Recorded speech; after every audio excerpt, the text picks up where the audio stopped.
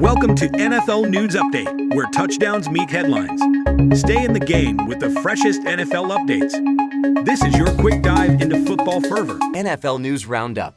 Latest league updates from Friday, April 12. Atlanta Falcons. WR lad McConkey of Georgia is visiting the Falcons on Friday, NFL Network insider Ian Rappaport reported. Buffalo Bills. WR Troy Franklin of Oregon had a pre-draft visit with the Bills on Thursday, NFL Network insider Mike Garafolo reported. Franklin has also had visits with the Browns, Jets, Panthers, and Patriots, Garafolo added. Carolina Panthers.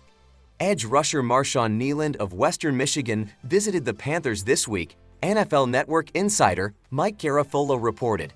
Cleveland Browns.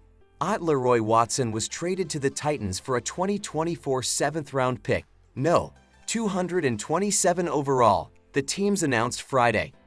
WR lad McConkey of Georgia recently visited with the Browns, NFL Network insider Ian Rappaport reported.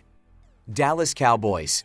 Matt Goncalves of Pitt recently visited the Cowboys, NFL Network insider Ian Rappaport reported. Houston Texans. Edge rusher Marshawn Kneeland of Western Michigan visited the Texans this week, NFL Network insider Mike Garafolo reported.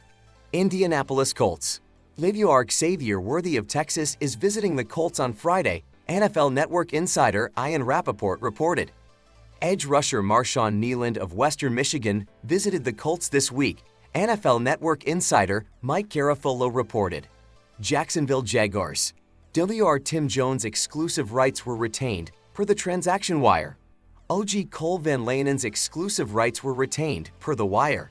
DB Gregory Jr.'s exclusive rights were retained, per the wire. Minnesota Vikings.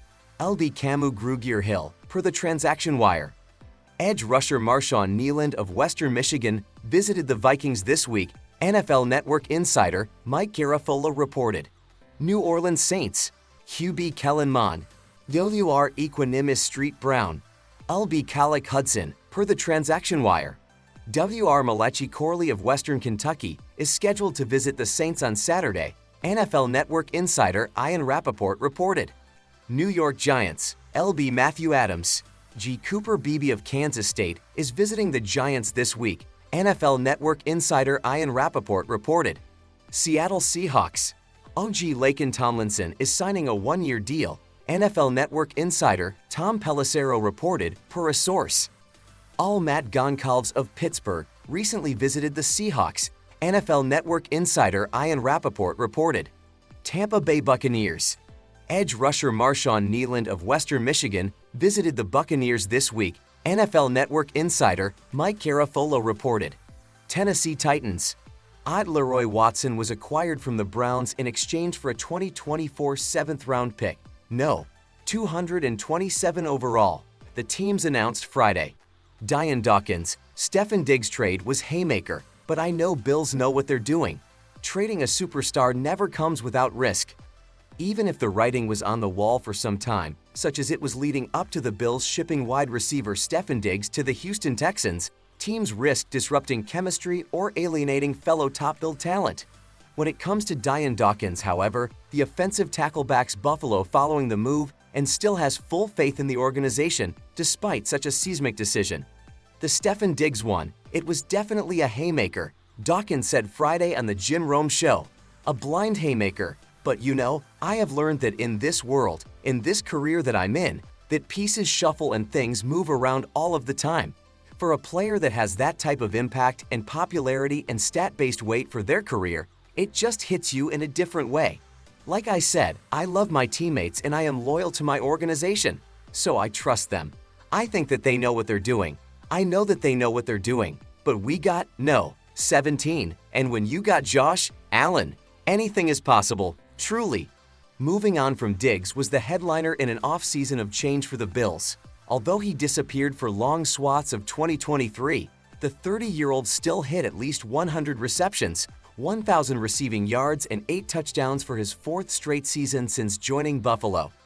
Dating back to 2020, he's amassed 445 catches for 5,372 yards and 37 TDs, surpassing the 4,623 yards and 30 touchdowns he scored on 365 receptions during his first 5 seasons as a Minnesota Viking. He now goes to the ascendant Texans 5 yards shy of the 10,000-yard receiving mark for his career. Meanwhile, the Bills are currently left with a wide receiver room of new additions Curtis Samuel and Mac Hollins, plus returning players such as Khalil Shakir.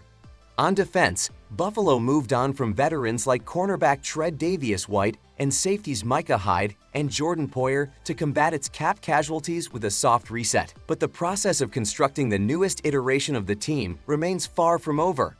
Buffalo, while clearly prioritizing frugality, has still made moves on both sides of the ball to help the pursuit of next year's ring, bringing in Mike Edwards to help shore up the safety position and bolstering the offensive line with Lyle Collins. The Bills have 10 picks in the upcoming draft, 5 of which come in the top 150. 2024 will look vastly different, but Buffalo also enters the season having captured the AFC East in every year this decade. Dawkins, who Buffalo actually invested more into this offseason with a 3-year contract extension that placed him among the 4 highest-paid left tackles in the league, recognizes all the change, but he maintains a long list of reasons the Bills will keep on winning. That window is always open when you've got guys like me and you got guys like Josh, Dawkins said. When you've got a team of guys that lead with good hearts, good athleticism, good football, and when we put that helmet on, and them pads on and that jersey and it says Bills, that window is always open. It's always open. Like it could be a little bit more, but nah, it's open, and it'll always be open.